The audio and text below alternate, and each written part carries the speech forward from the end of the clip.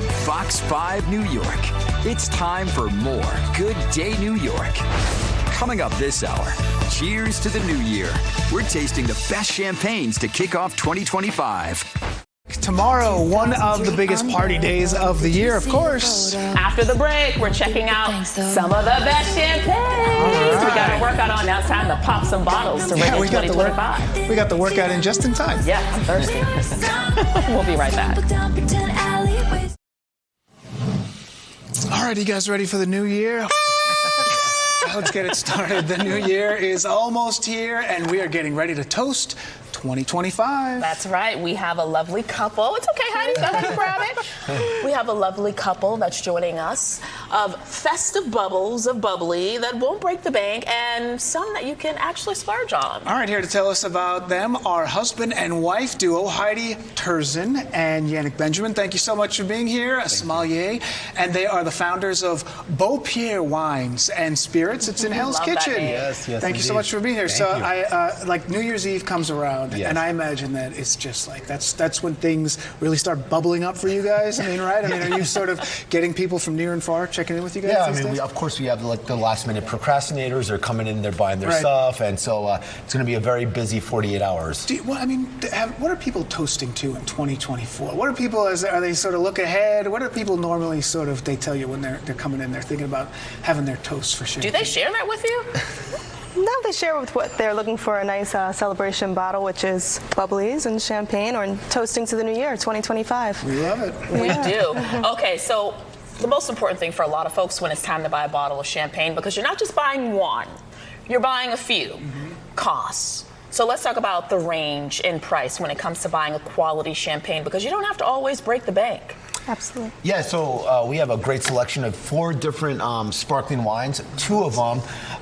So the one that you're holding right now, that's from Cava.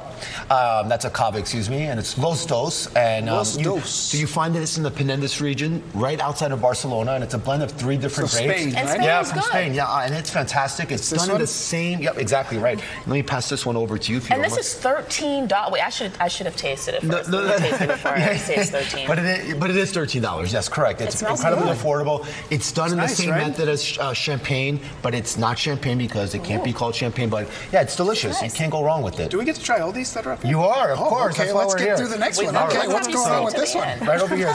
So this one has another one. This one is Prosecco. That's right. Good Prosecco. So popular now. Yeah, it's very popular. Great quality. And again, this is just under $15. Over delivers. A bit more floral. A bit more generous.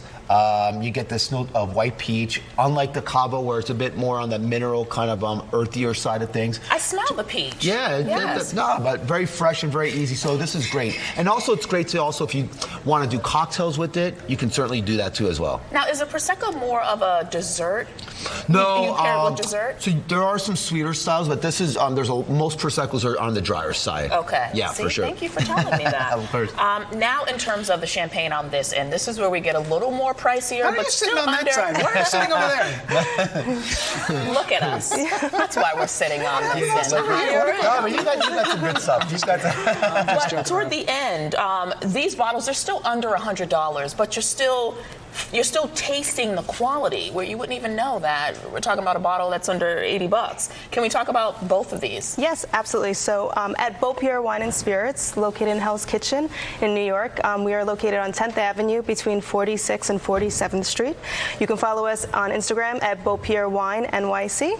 And at Beaupierre Wine and Spirits, we specialize in thoughtful selections from around the world that are terroir-driven, vintage-driven. Okay. And that's where we come down to the producers we're showing here. These are terroir-driven champaigns. What does that mean? Yes. Thank you, Dan. It really speaks of where it's from. It speaks of the grapes, and it allows the wine to really shine through the bubbles. It's made by a grower champagne, who growers are part of the process from beginning to end.